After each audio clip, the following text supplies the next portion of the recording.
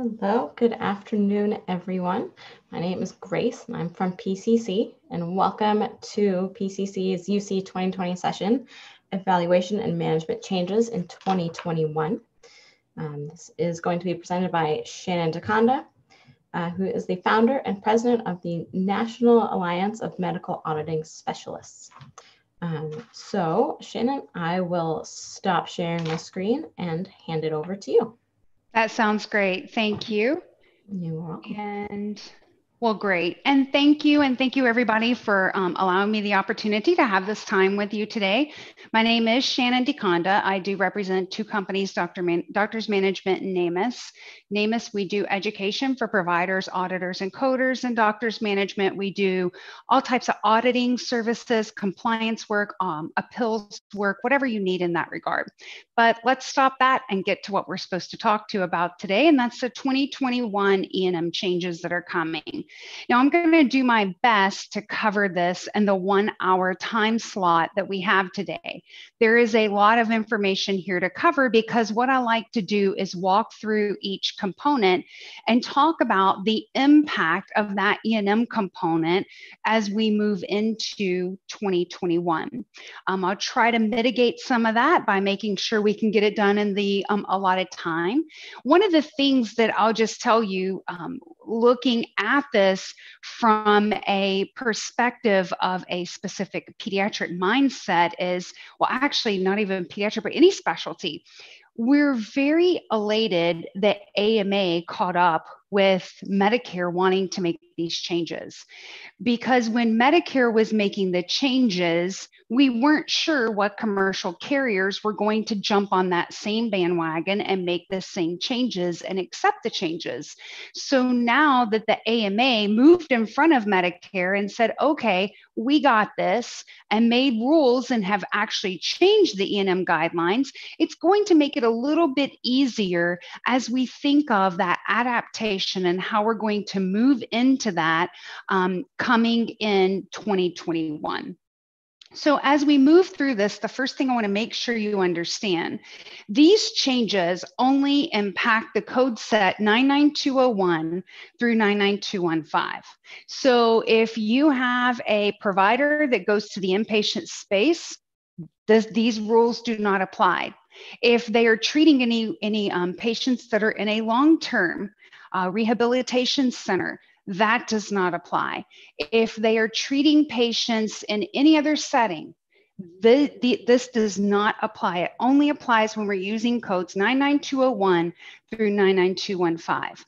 So by the way, that would also then include our preventative codes. This cannot be used for preventative services as well.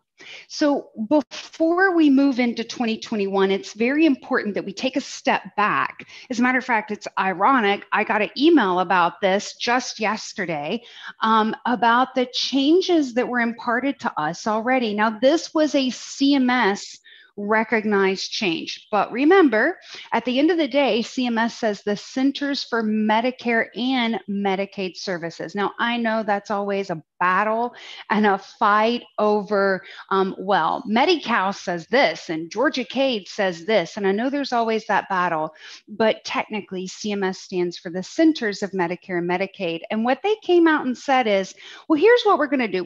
We're going to go ahead and give you some administrative relaxation. We're going to allow you to refer back to other portions of the documentation, or we're just going to allow you to have to be required to document what has changed for that patient from when you saw them the last time to today when you're seeing them today.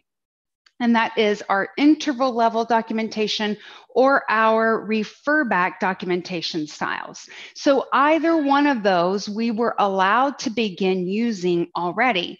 Now, there was also, let me cover this last bullet, there was a relaxation made to HPI as well.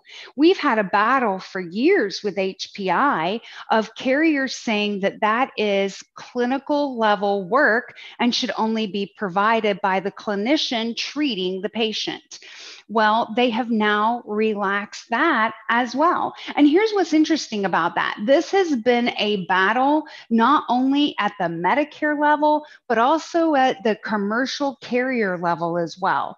Because even we had a client, it was a pediatric office in Tennessee, and you've probably heard me mention this before, who had $250,000 hauled back from United Healthcare because they could tell the medical assistants were the ones who were actually documenting the HPI for the provider. So when they realized that, they recouped the money because the clinical portion of the work had not been provided by the clinician. So all that being said, this is like huge. And we've always said that the provider's exam has to be authentic to that data service. Well, if they're able to do an interval change type of documentation, then it doesn't have to be authentic anymore. And by the way, if we could just refer back, isn't that what copy and paste is anyway? And we've been making a hubbubaloo about copy and paste for years. So this really stirred up a lot of uproar. So here's my encouragement. One of the biggest things you need to do before we get to 2021 is you need to make policies regarding those relaxations that were allowed and as of 2019. Because if you don't make policies for those, it's going to make the water more murky as we move into these 2021 changes. Because you're going to need policies surrounding these changes that are applicable for 2021 as well. So you need to take this time to go ahead and get those policies that you should have already created if you knew about those changes ready for now.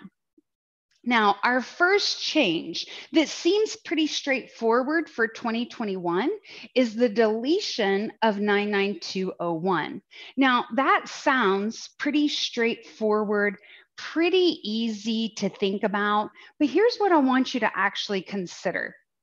When we think about the deletion of 99201, what I've put on this slide for you here today is, let me get my pointer out. What I've put here on this slide for you is right now under our current guidance, here's your 99201 and your 99202. Remember, these are new patient codes. You can see that the time is double for these two codes. Our documentation requirements are not that much different because think about it. A problem-focused history and an expanded problem focus, the only difference is one review of systems. That's it. When we think about the exam, the only difference here is one organ system. So the documentation, and then you can see the MDM on both is straightforward. So the documentation is not a whole heck of a lot of difference, which would mean the work is not much different. But when we look at the time is almost double, as well as the RVU and reimbursement are significantly different. So when we think about this change, and by the way, keep in mind, all RVUs and reimbursements referred to in today's talk are number one, based on CMS national average reimbursement rate and based on the current 2020 RVUs assigned to those codes. So when you look at this, you think, well, wait a minute, that's not such a big deal. Who's using 99201 anyway? Usually 99201 is reserved when we need to down code a provider because we're missing, categorically missing a large chunk of documentation. Could be on accident. It could be a quote provider who doesn't understand the guidelines, whatever it may be. But typically that's what this is reserved for. But you see that this is going to make a big difference. Now, you may be sitting there thinking, well, what are we going to do in 2021 if our provider doesn't have enough in these categories? Well, remember, in 2021, it will be time or MDM. So essentially, when we get to 2021, we won't even use these two categories anymore. We will use time or MDM. And if you notice right now, our time is the same for both of these codes. What's the biggest difference is our time. And towards the end of the presentation, we have a slide that's going to show you those time requirements that will be required for each one of those levels of service, and we'll address those as well. So again, this is the easier of the changes to come, and that will be our change that will be the difference of we will now document, we will now have no 99201. So our largest impactful change that we have to talk about is we will no longer score history and exam. And I think what is key here for us to understand is, you notice I have in big bold letters, it says no longer score. It doesn't mean your providers no longer have to document history and exam. We talked about that 2019, the 2019 change of refer back or interval level history and exam. That was gearing us up for this change of not having to score this. But here's what we have to understand. History and exam go a long way in showing the complexity associated with taking care of patients. So we're going to talk about how that's going to impact scoring the overall note. But this is a scoring change. This is not a documentation change. So our providers should continue to document history and exam just like they're doing now. And we're going to go in detail and talk about that a little bit further. Also, we have a new medical decision-making table. That medical decision-making table, it's a little bit kind of convoluted, and the AMA is very proud of it, and they should be, but there's still some gray areas that do exist when it comes to that new MDM table, and we'll address those today too. But a lot of good came out of it with a lot of definitions of some of the current gray areas we have now.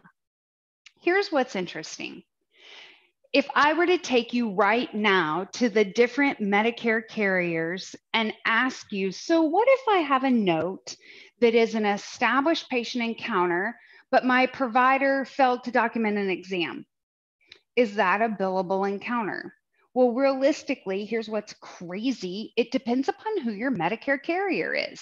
You can see here at the bottom, WPS Medicare, they actually say that even if you were using the 2 of the 3 key principles, that no, you would still have to have something documented in all 3 key components in order for it to be a billable encounter. But yet Noridian says, yes, it is still billable, but just remember, you may not support the same level of medical necessity if a key component is missing. I merely have this in here just as a kind of, hey, you need to stop and kind of scratch your head and think, right now, history and exam are so relevant to the documentation to demonstrate medical necessity that it is a required component of documentation. Getting rid of it doesn't mean we're Xing out the requirement of it to be there. We're Xing out the requirement to score it only.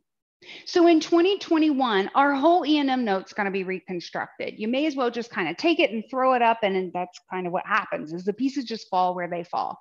So what we're going to do is we're going to take each one of our E&M components. We're going to break down the history, exam, and medical decision-making.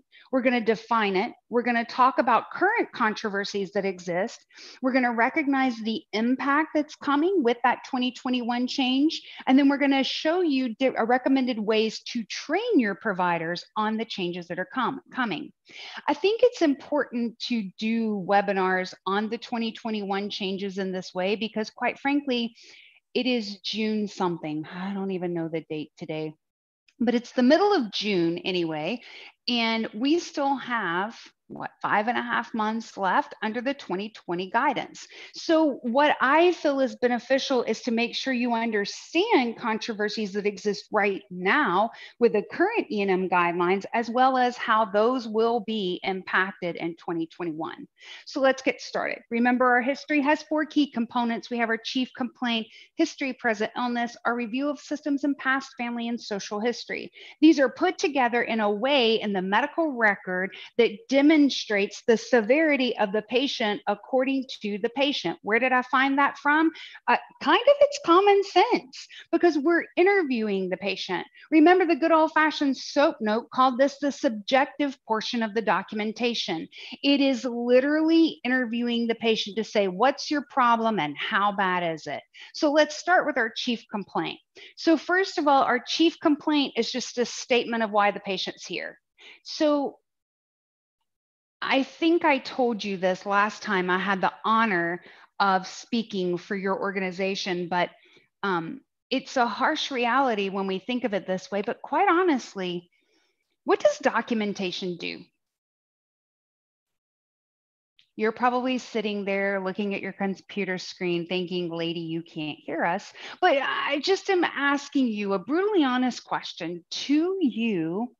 Why do we document notes? Now, if you're a provider, you're sitting there looking at your computer screen and saying, we do it for continuity of care. We do it to chronicle the patient's health history. And I would not disagree with you at all. That is the clinical reality of why we document, because we have crappy memories, right? So we need to chronicle the patient's health history and also continuity of care if they go to another provider. But realistically, nothing. That's strong. Most of what we do for coding and billing has nothing to do with clinical care. It has everything to do with what you document. Documentation defends what we build and why we build it. When we think about that, the chief complaint is pretty imperative because it explains why my provider chose to walk in the room anyway. Without a chief complaint, I really don't know why my provider walked in the room to see that patient today. So a chief complaint is pretty darn important in a note. We have our current controversies. Our current controversies start with double dipping. Here's what I mean by double dipping.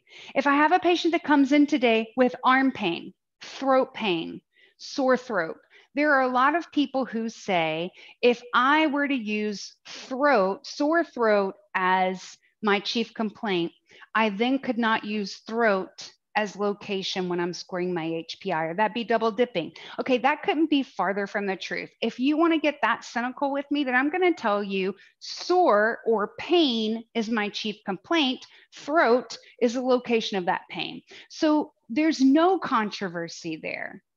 How to score a note without a chief complaint. I'm going to tell you, this is a big one. We teach a medical auditing training program all across the country. We teach at least one, if not two boot camps a month.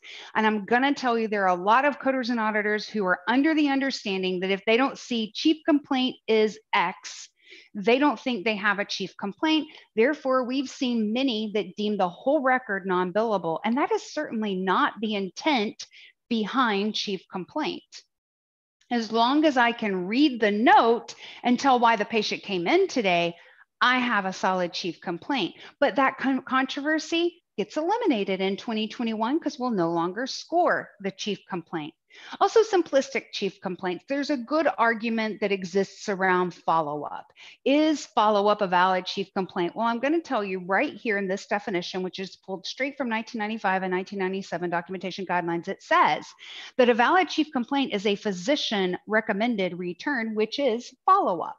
The problem is follow-up just doesn't get extensive enough to define how complex that problem is. So at the end of the day, follow-up is okay, but what we'd really like to know is follow-up of what? Because you're starting off your note by telling us how complex that patient is. So our 2021 impact is, we now have this crazy little line that says services include a medically appropriate history. So what is a medically appropriate chief complaint?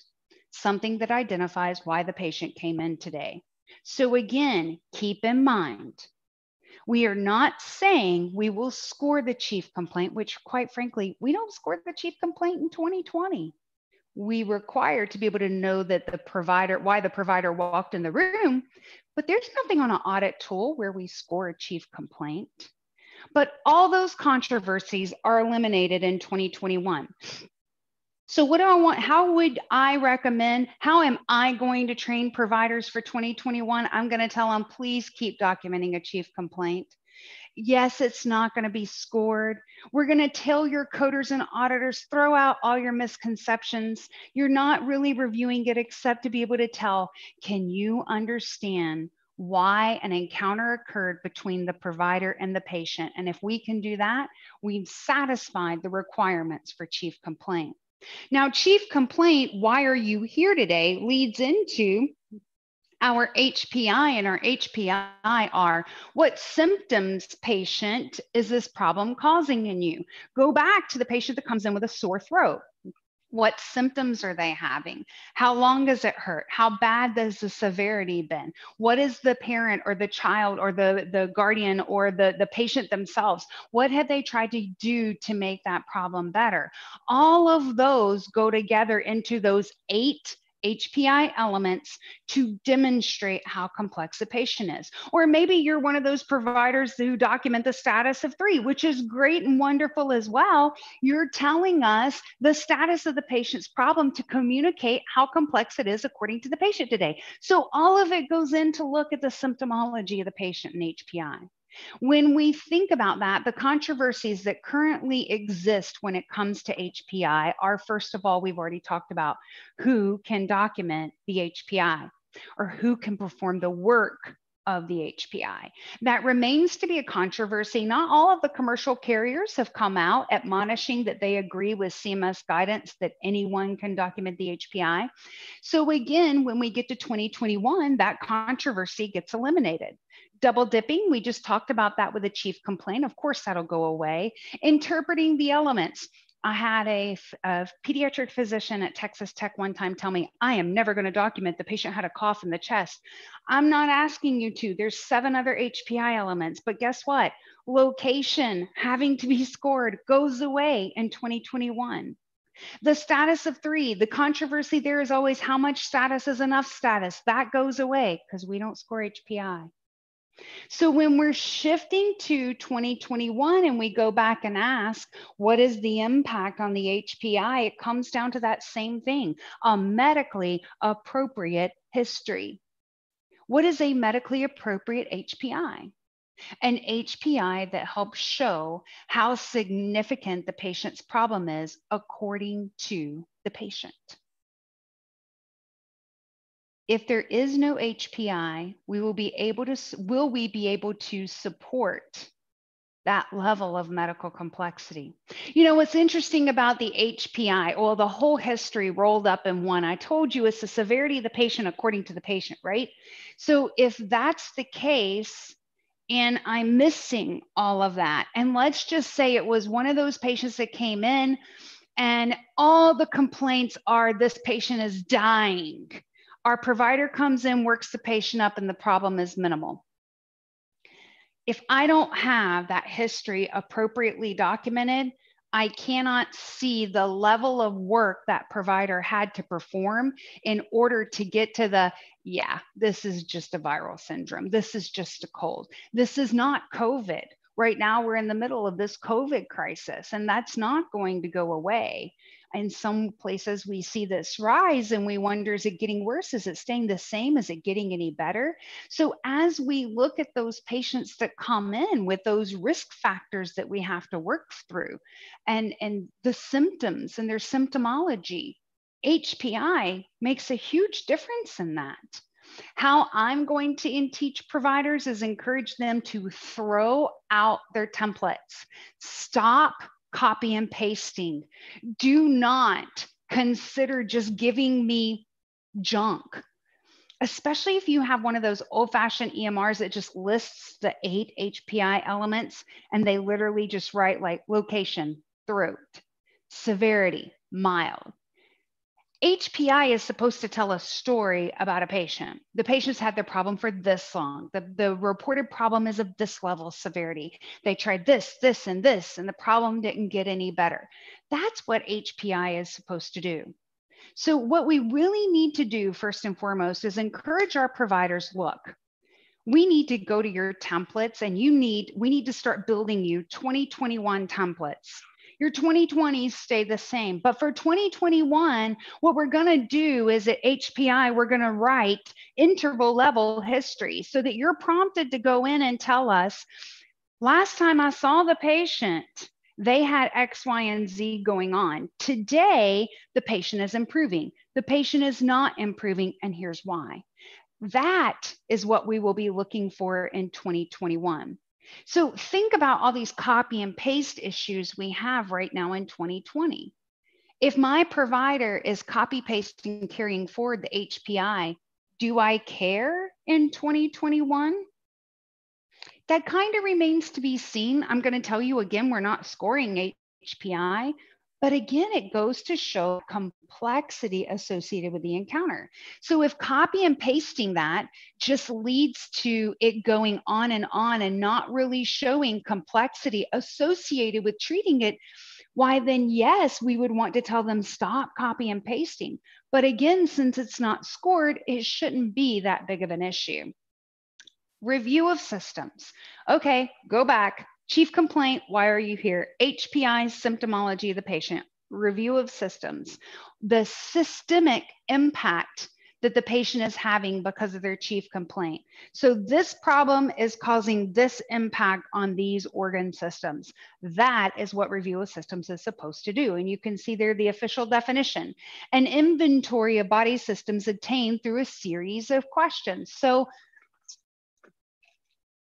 we do have current controversies that exist with review of systems. Double dipping. Now, we talked about double dipping between chief complaint and HPI, but there is a bigger controversy that exists between HPI and review of systems. That goes away. Who cares? You can use the same complaint as a HPI and a ROS because we're not scoring them. There's a lot of coders and auditors that get really nitpicky about the relevance of what organ systems are documented based on the patient's problem. Well, first of all, that's not our place. If the provider from a clinical standpoint deems it relevant, then it's relevant. And also, by the way, 1995 and 1997 documentation guidelines don't say that it has to be relevant. Just saying. But anyway, all that goes away because again, we don't score the review of systems. All other systems are negative. For the rest of the year, you should really tell your providers, look, on review of systems, just skip that portion in the template section of the EMR and just tell us what organ systems are pertinently positive or negative. And if you review them with the patient, then say all other systems are negative.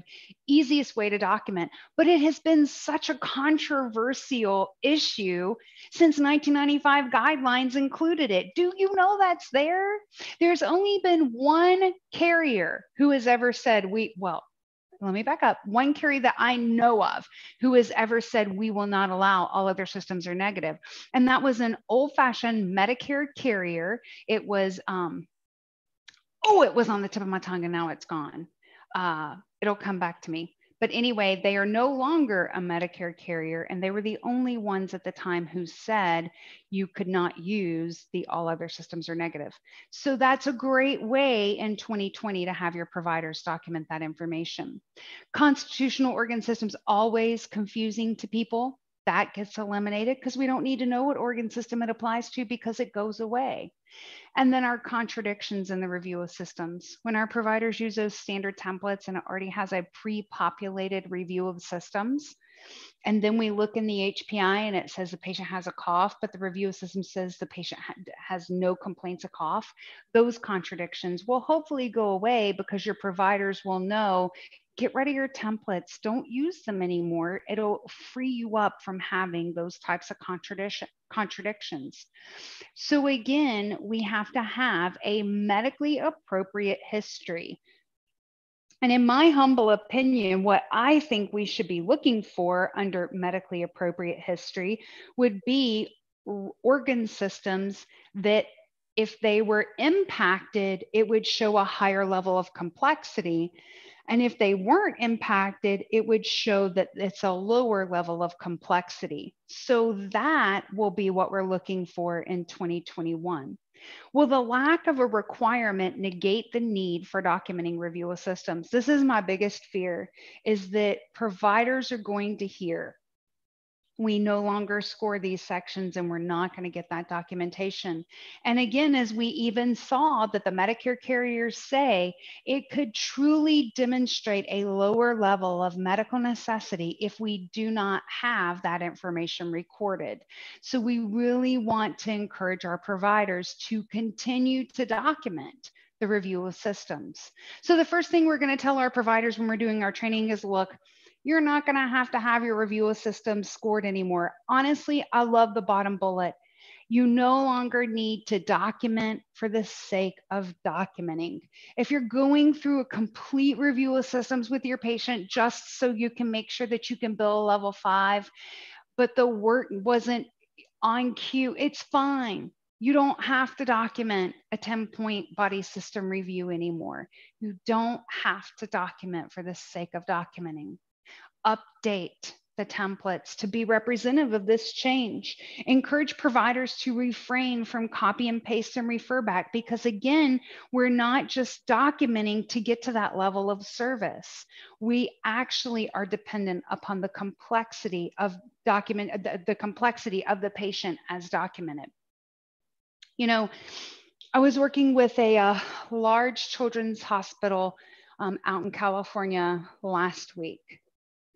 And we have a problem because we did their audits and we sent the results, and their internal coder auditor was interpreting them a little bit differently. And it came down to, she's like, well, they had a comprehensive history and a comprehensive exam, but you guys marked it as overcoded and marked it down to a 3. Well, yes, that's because the patient had an ear infection. And an ear infection, just because we have comprehensive history and comprehensive exam, we can't just qualify that and not take into consideration the complexity of taking care of that problem. So for those reasons, documentation takes a back seat to medical necessity. But right now in 2020, the opposite is true.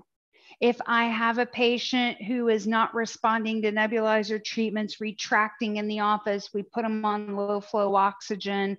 We're trying to really take care of that patient, but it's a new patient and we're missing past family social history. I have to downcode that level 5 just because my provider didn't cross all their T's and dot all their I's.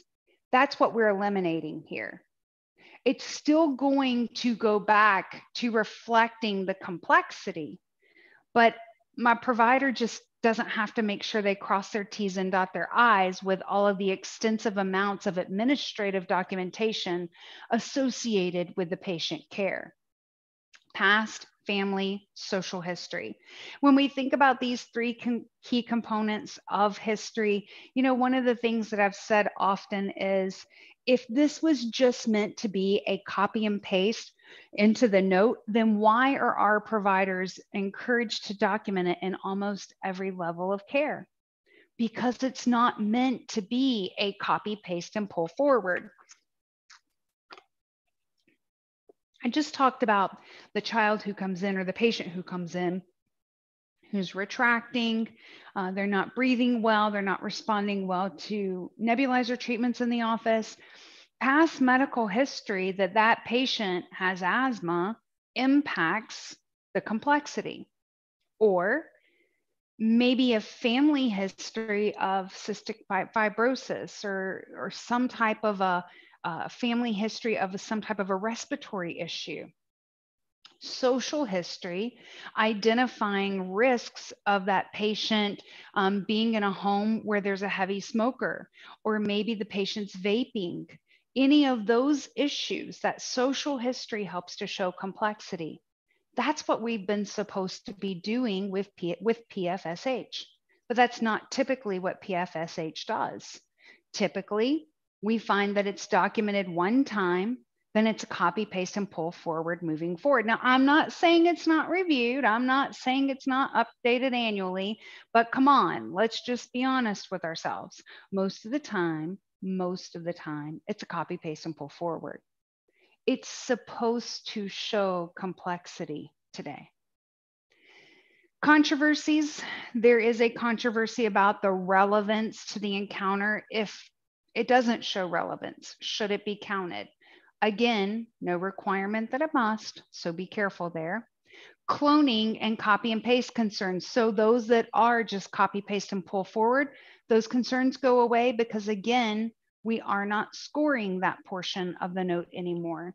And not using PFSH correctly, just as I just talked about, that controversy goes away as well, because again, we won't be scoring it. So our impact on PFSH for 2021 is, again, thinking of that statement, it should be a medically appropriate history. We're looking for anything that would, again, show complexity associated with treating that patient. So here's something that might be able to streamline documentation. If there isn't something in the patient's past medical history that would show greater complexity, then they don't have to document it. But one thing that we need to make sure our providers understand, if they don't document it, we can't assume it's the case. You follow me? And even if they document it, we can't assume. So when we talk about that patient who's in the office, who's retracting after several nebulizer appointments on nebulizer treatments and they're on oxygen, if in the past medical history, it actually says the patient has asthma, I can't assume that the asthma is contributing to the current URI unless the physician makes that connection. Everything goes back to telling that story of the patient encounter to demonstrate that complexity. So when it comes to this section, I'm going to educate the providers just like I've told you so far on our review of systems. And that is, first of all, please stop documenting for the sake of documenting. Use this to show complexity. You know, there's some excitement to some extent about the new social determinants of health. And maybe excitement was the wrong word to use when we talk about social determinants of health. But we now have I-10 codes applicable to them. We're going to find out that the new MDM table encourages us to take those into consideration. Hasn't that been social history since the initiation of documentation guidelines? What is social history? Anything in that patient's social well-being that inhibits their rehab potential or their potential to get better or their disease process or their possibility of injury or illness.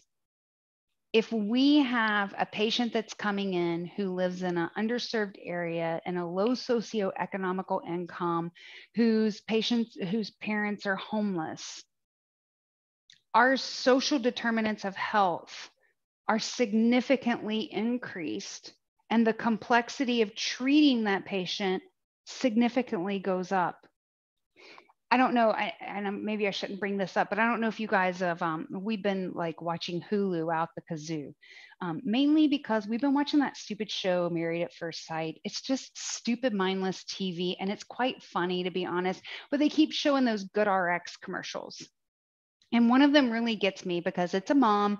She's dressed to appear as like a diner waitress, and she's taking her kid into the pharmacy, and she's like, please let this prescription not be too much. And she gets up to the counter, it's like $67. And the woman behind the counter says, oh, you should know about GoodRx. It ends up being like $10. That is a social determinant of health. But that's what social history has been supposed to do in the note all along. So when we look at these changes that are coming in 2021, everyone wants to make these as some radical changes. They're really not radical changes. We're just looking at things differently that were supposed to be in the note all along.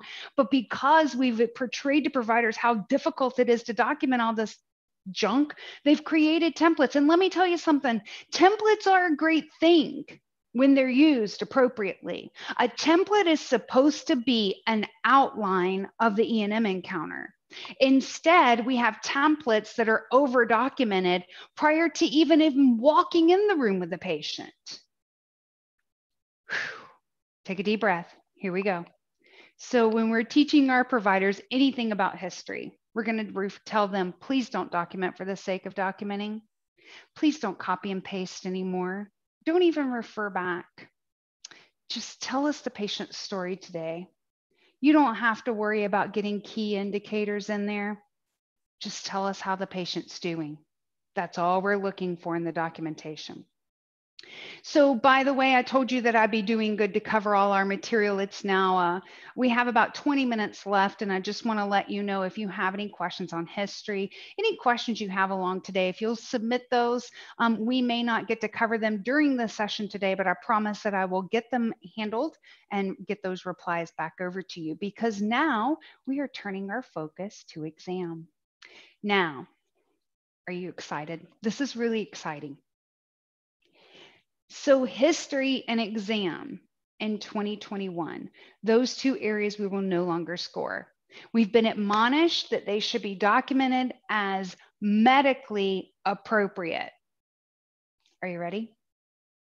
Do you know that's what the rules have been all along? Look at this. This over here in white is what 1995 documentation guidelines has to say about the exam. Read this first sentence. The extent of examination performed and documented is dependent upon the clinical judgment and the nature of the presenting problem. But since 1995, when that rule was put in place, we went way off track in what really was an appropriate exam, a medically appropriate exam. So this is what I have listed as one of our controversies. We're moving to a rule that is already technically the existing rule. So I do have concerns and worries about how in the future the carriers are going to interpret terminology that is based on medically appropriate exam, medically appropriate history. Those are all the reasons why I am saying this is a scoring change, and we should encourage our providers to continue to document their notes the way they've always documented their notes. One of our other controversies that go away is the difference between 1995 and 1997 documentation guidelines. Thank goodness we no longer have to go through that. So that will go away, because essentially we won't be scoring exam anymore, so we won't need to look at those differences. Relevance to the encounter. Patient comes in today for a sore throat, but on musculoskeletal exam, we have their toes wiggling documented. Who cares anymore? We don't care if it's relevant or not, and it doesn't matter right now if it's relevant or not. But in the future, it won't matter because we won't score exam. And then of course our cloning, copy and pasting rules, that won't apply anymore. I know we have one organization who we do their audits now, and their policy is if the exam does not have 2 organ systems in which they have a noted change in the organ system findings on the exam, we have to deem that as a copy and paste violation. Again, in 2021, that won't change because the exam won't be scored. So again, our impact for 2021 is a change of the rule to a medically appropriate exam. So we beg to ask the question, what is medically appropriate exam? I think this is one where when we have controversies as coders and auditors, practice managers, we're going to have to get peer-to-peer review on these, because an exam and what should or should not be required as part of the exam is no longer a coding guidance. When it is as medically appropriate, that now becomes a clinical decision and would necessitate a peer-to-peer involvement. So again, we want to make sure that our providers, when we're educating them, understand we're throwing out the current scoring process for exam. Consider changes to those templated exams. You no longer have to have 8 organ systems or anything. So document what shows complexity.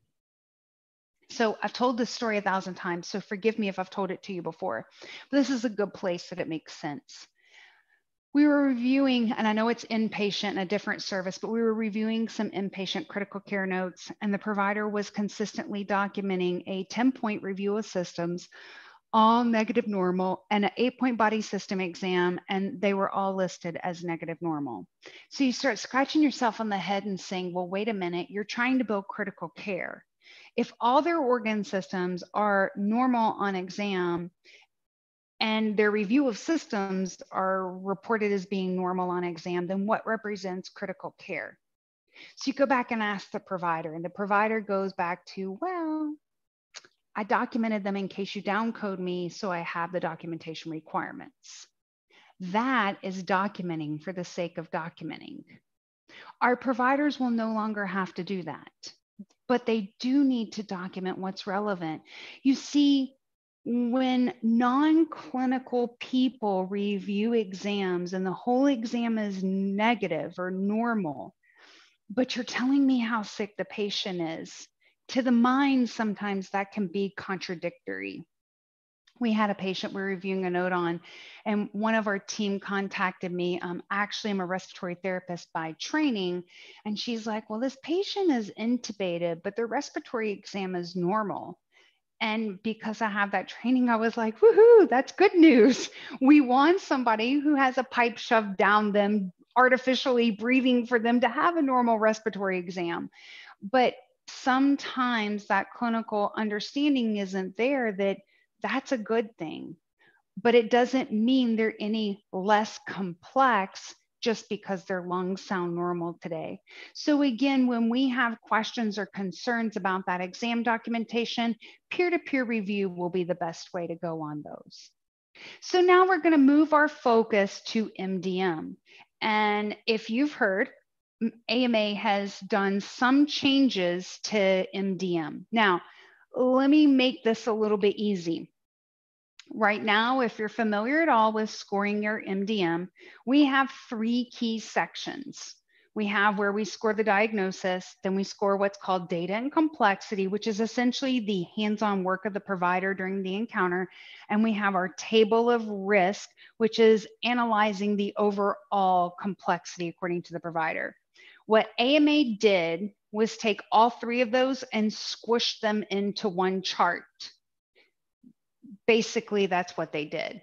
And so now when we score the MDM overall, instead of scoring diagnosis, data, and table of risk, we score them together, so to say.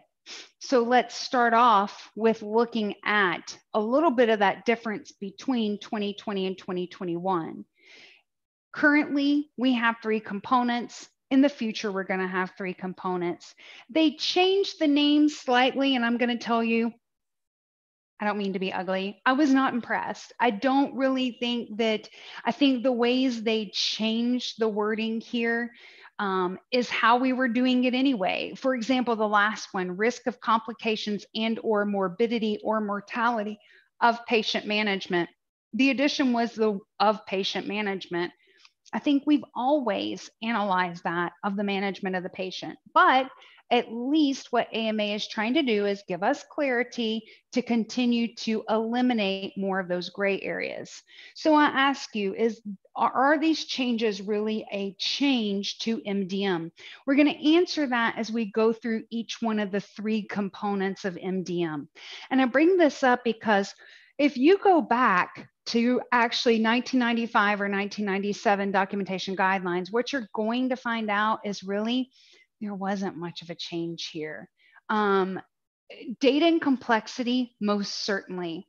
But when it comes to diagnosis and then what used to be the table of risk, there wasn't a lot of big changes made just in the overall calculation of MDM. So let's first start with our number and complexity of diagnoses. One of the things that was made clear, which is fabulous for us, is that we finally have in black and white that we can only count for our provider what they address in the note. So let me kind of give a little bit of context here. If our provider copies forward a problem list on the patient, I have a lot of providers say, but yeah, look at the laundry list of the problems of this patient. Yes, but the only one you address in the documentation of your note is number 1. So that's the only one I can count when I score the note. And a lot of times we hear a lot of feedback, negative feedback of, well, wait a minute, but they have all those conditions. Well, we now have it. I've got my highlighter here. Comorbidities, underlying diseases in and of themselves are not considered in selecting a level of E&M service unless they are addressed and their present increases the amount and or complexity of data to be reviewed and analyzed or the risk of managing that patient. And by the way, a lot of this section is copy and pasted from the new AMA MDM guidelines in order to make sure I have the exact wording. So from now on, only the diagnoses that impact the episode of care can be counted. Now, I have to tell you that's not a change. That's how we've been doing it. However, we now have it as a black and white rule because we have gotten pushback over the years from providers saying, yes, but it makes it more complex. A good example is a patient who maybe has an underlying comorbidity, and we're looking at giving them some type of prescription drug, whether it's an antibiotic or a steroid, what have you. That underlying comorbidity can significantly impact the decision-making process. But unless that is documented, we cannot give the provider additional complexity associated with treating that. So again, now we have that in writing. One of the best things AMA did was take a lot of the controversial areas and give us definitions. Here's a list of, for this particular section of MDM, a lot of those keywords they took and gave us those definitions for. Stable chronic illness really gives us a good definition of a patient and how long they should have the problem and what's considered stable versus what is considered exacerbated. So it would take us a whole nother webinar, which we can do at some time, hint, hint, but these have their own definitions associated with each one of them and how they should be portrayed through the documentation process in order to define those different levels. What we want to make sure when we're our impact here for 2021 is those definitions and the written guidance is going to be key in helping us make those decisions. What we want to make sure providers know is realistically, look, doc, we need you to keep documenting the same way you've been documenting, but probably even take it up a level. Because again, you're assuming a lot of things about interactions of complicating problems, but that's not coming through in the documentation. I apologize. I should have used a different specialty here, but honestly, there's a reason why I use a specialty. Look at the huge number of level 4 and level 5s that rheumatology is expected to bill for their patients. So if I'm sitting down training a rheumatologist on E&M services, and I don't know already the preconceived knowledge of how many 4s and 5s versus 3s and 4s they're supposed to bill, I won't train them the right way in how to document those encounters, especially when it comes to trying to show that complexity of the problems that they're treating for that patient. So pull up your utilization benchmarks. If you don't have access to those, they're available on the NAMUS website through the Frank Cohen group, but you can use these benchmark standards. A lot of EMRs and practice management systems have them running in the background as well to be able to help your physicians understand how to relate those different problems with a different level of service. Please know, we should not encourage providers to choose their level of service based on a diagnosis. It's really based on how complex the patient is today. I use the example often of diabetes. If diabetes is stable, it's a 3, but if it's not stable, it's a 4. If it's severely exacerbated and out of whack, it's a 5. So diabetes cannot be assigned a level of service. It's how complex treating the diabetes is today. So is there really a change here in the MDM for 2021? Nah, it's really not a change. It's really the same as it has been. We just have a little bit of clarification on those definitions. Amount of data and complexity.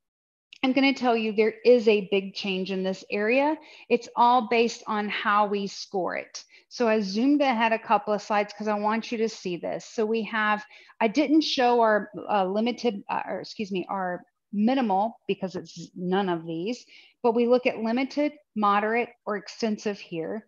And here we now have to take our tests and documents. We have to combine 2 of these or have this element. When we walk to our moderate, we have to have 3 of these or category 2 or category 3. So it gets a little bit confusing. It's the same components, guys. It's still labs, x-rays, medicine section tests, calling another provider, obtaining information from another historian. It's still all of those components that we're using to give the provider credit here. We're just actually scoring it in a different way in 2021. So we want to educate our providers, stay the course.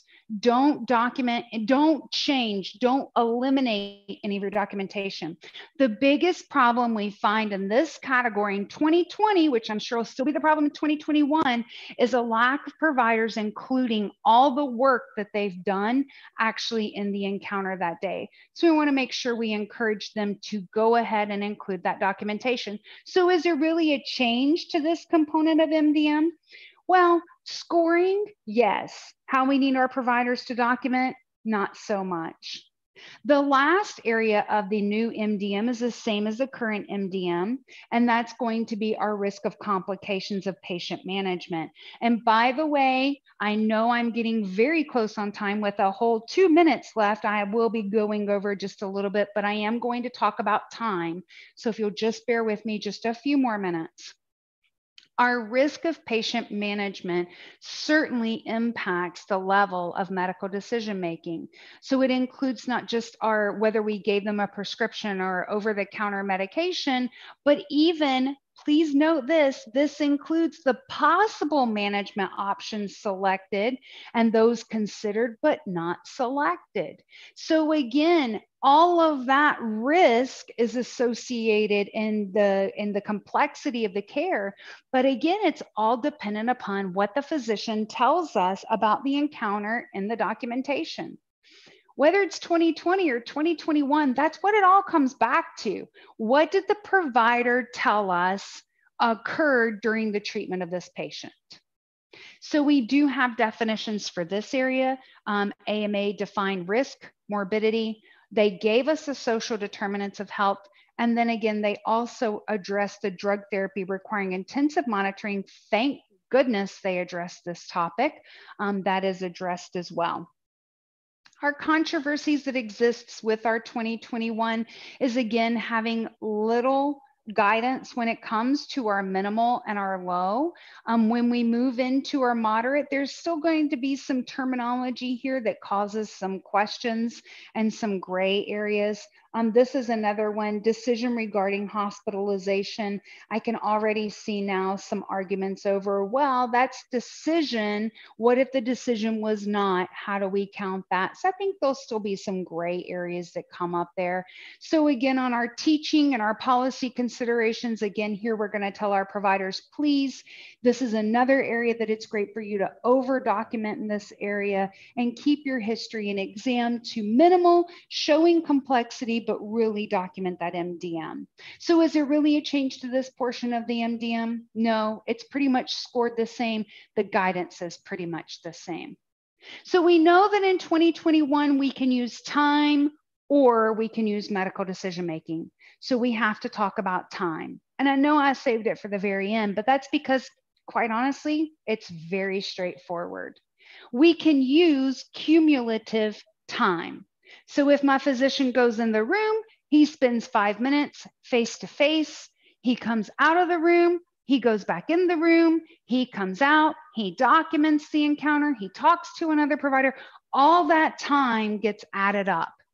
So in 2021, it's no longer only when counseling and coordination of care dominate the encounter. It's any encounter they can use time. And by the way, yeah, you heard me right. Documenting the note, the time spent documenting counts in 2021. So this is the services the provider can use that cumulative time and count, preparing to see the patient. If they're reviewing old labs, old records, whatever it is, all that time can be added together. Maybe you work for a provider that's a subspecialty group. They're getting a lot of records, a lot of testing to review before they see that patient. We need the documentation of what they did and the amount of time, and that would certainly count towards that cumulative time. So again, it's combining our time. It's not just face-to-face time, obviously, because we just talked about prepping for the encounter and post encounter time that we spent documenting that. Counseling and coordination of care is no longer a requirement. Therefore, we do not require that greater than 50% of the time statement anymore. Time considerations, remember, we cannot count time of the ancillary staff.